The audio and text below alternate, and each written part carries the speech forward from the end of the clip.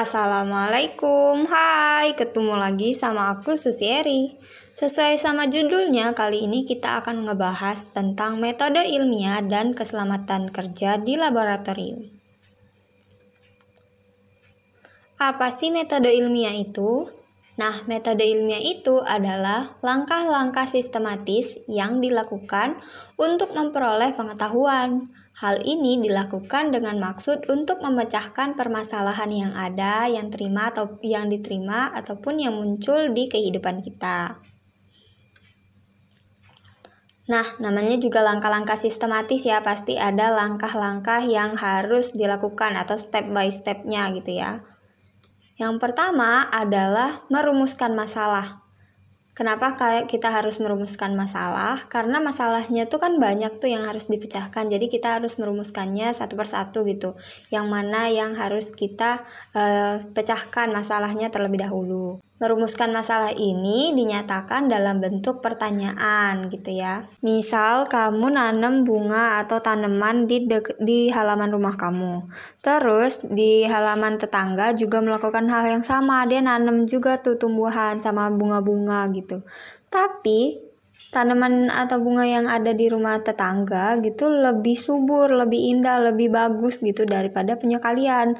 Nah, di rumah kalian misalnya ada yang mati lah atau dia kering lah. Nah, itu kan masalah tuh. Nah, maka harus dirumuskan. Misalnya pertanyaannya misal apa yang mempengaruhi pertumbuhan dari tanaman gitu.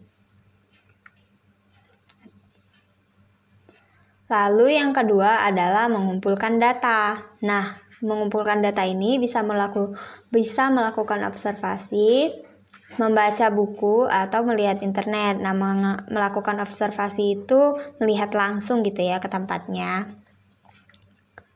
Lalu yang ketiga, menentukan hipotesis. Nah, setelah kita ngumpulin data-data nih, misalnya kita dapat nih yang mempengaruhi tanaman itu jadi lebih subur, misalnya pupuknya atau bibitnya atau cara nyiramnya. Nah, setelah itu kita melakukan yang namanya hipotesis atau menarik dugaan sementara atau jawaban sementara dulu nih sebelum kita ngelakuin praktikum.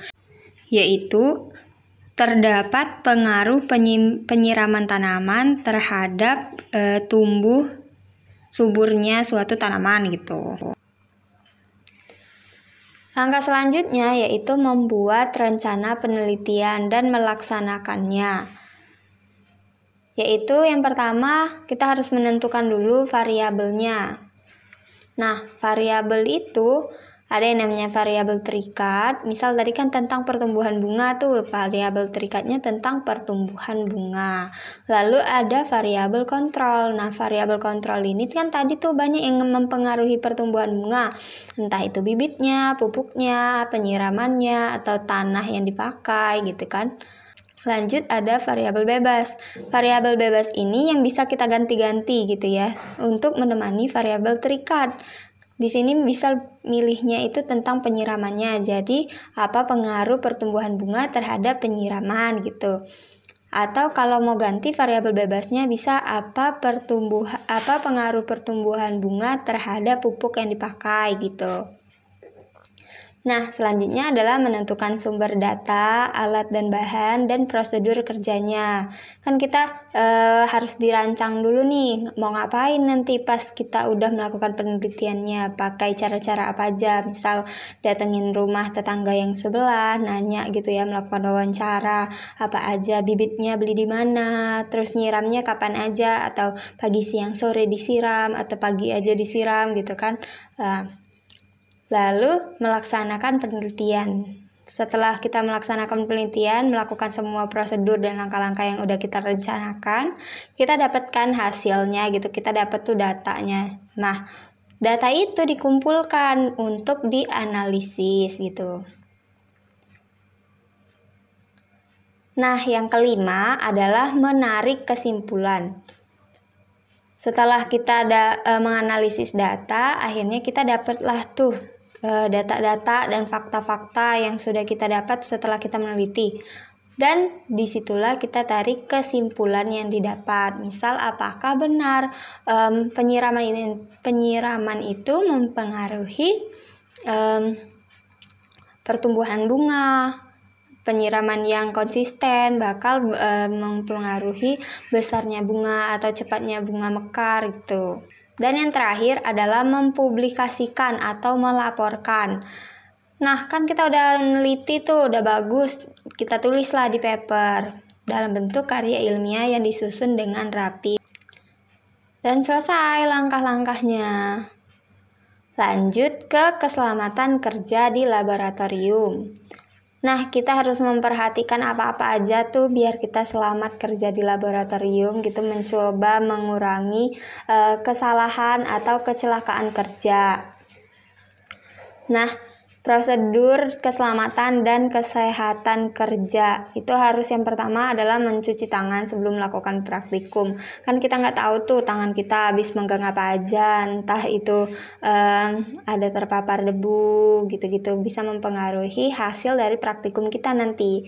Terus jangan mencicipi zat-zat. Ya, itu sangat nggak boleh, walaupun yang kita teliti itu air putih ataupun NaCl, garam dapur gitu kan. Itu kita tahu tuh itu nggak apa-apa kalau kita makan. Tapi kalau udah di lab itu jangan dicicipi karena kita nggak tahu itu udah terpapar zat-zat atau belum. Lanjut yaitu jangan menyentuh mata. Tuh. Kalau kelilipan keluar dulu keluar dari lab gitu ya, cuci tangan terus barulah dicuci mukanya gitu. Jangan langsung kucek-kucek mata di dalam lab gitu ya. Kita kan nggak tahu tuh kita habis praktikum tangan kita habis megang apa, nanti kena mata malah matanya jadi bermasalah. Lanjut, kita harus juga mentaati tata tertib yang ada di lab gitu ya. Yang pertama udah dapat izin dari gurunya untuk melakukan praktikum di laboratorium gitu ya, atau ditemani langsung oleh gurunya gitu. Menggunakan jas lab nih, jas lab itu penting ya. Misalnya kita lagi melakukan penelitian gitu ya, pakai cairan-cairan. Kalau kita pakai jas lab, kalau cairannya tumpah kan nggak langsung kena tubuh kita tuh, nggak langsung kena baju yang kita pakai, kena jas labnya dulu. Jadi nggak mengurangi paparan terkena zat-zat gitu.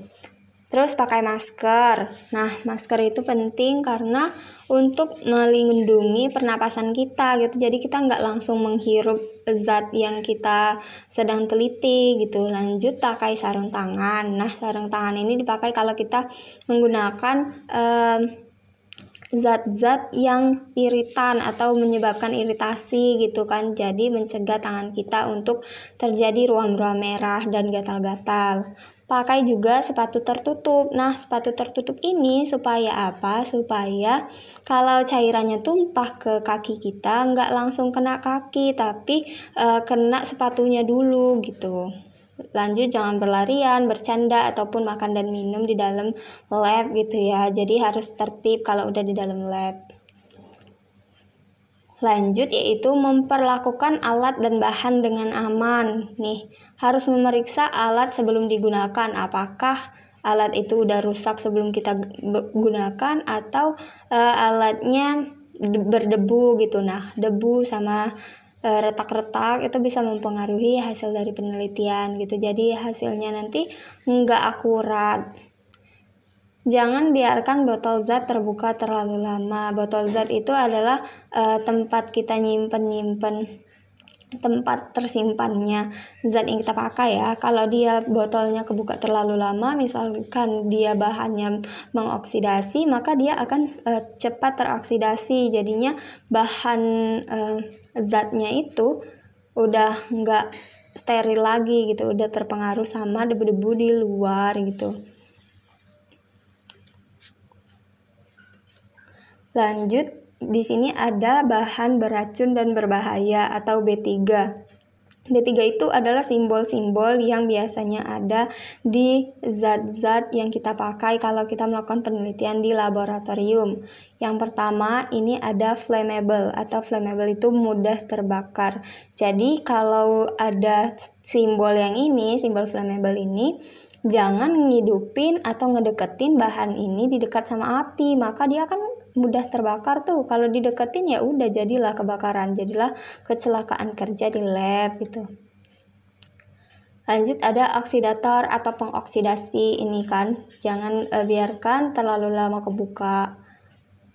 Nah, yang ini ada dangerous to the environment atau berbahaya bagi lingkungan. Jadi kalau ada tanda ini di dalam zatnya, nggak boleh tuh langsung dibuang setelah digunakan, nggak boleh langsung dibuang ke lingkungan gitu, harus diolah terlebih dahulu gitu ya. Ini yang paling kita tahu yaitu toxic atau beracun. Jadi nggak boleh dihirup langsung gitu, nggak boleh juga dicicipi karena ya beracun, bisa menyebabkan kematian. Lanjut, ini ada eksplosif. Nah, eksplosif itu mudah meledak. Bahan yang mudah meledak jangan dideketin sama sumber api tadi. Kalau dia dideketin sama sumber api, maka akan terjadi ledakan gitu ya. Lanjut ada iritan. Iritan itu menyebabkan iritasi jika kontak dengan kulit gitu ya. Ini fungsinya kita tadi pakai sarung tangan gitu ya, mencegah kalau dia kena kulit kita secara langsung, maka akan terjadi ruam-ruam merah atau gatal-gatal, bisa juga mengakibatkan kebakaran gitu ya, kebakaran pada kulit. Jadi luka bakar gitu. Next ada korosif. Nah, korosif ini adalah menyebabkan kerusakan kulit, mata, sistem pernapasan. Tahapannya tuh kayak lebih ditingkat dari iritan. Nah, korosif ini dia menggerogoti gitu loh jaringan-jaringan yang ada di kulit kalau terkena secara langsung. Nah, kalau kita hirup ya nanti bisa menyebabkan sesak napas, bisa juga menyebabkan kematian gitu. Nah, di sini ada radioaktif atau memancarkan radiasi. Nah, selanjut ada infeksius. Nah, infeksius ini adalah penyebab timbulnya penyakit menular. Ini ya, kalau ada simbol kayak gini, itu biasanya ada di tempat pembuangan yang hasil medis gitu ya.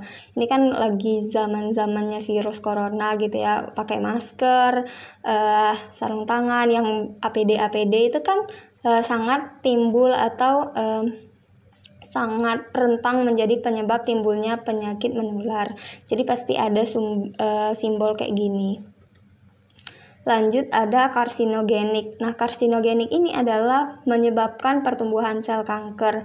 Jadi kalau ada simbol ini di zat yang kita gunakan gitu ya, harus hati-hati banget memperlakukan zatnya gitu. Oke, segini dulu videonya. Jangan lupa like, comment, dan subscribe. Semoga bermanfaat ya. Terima kasih banyak. Wassalamualaikum warahmatullahi wabarakatuh.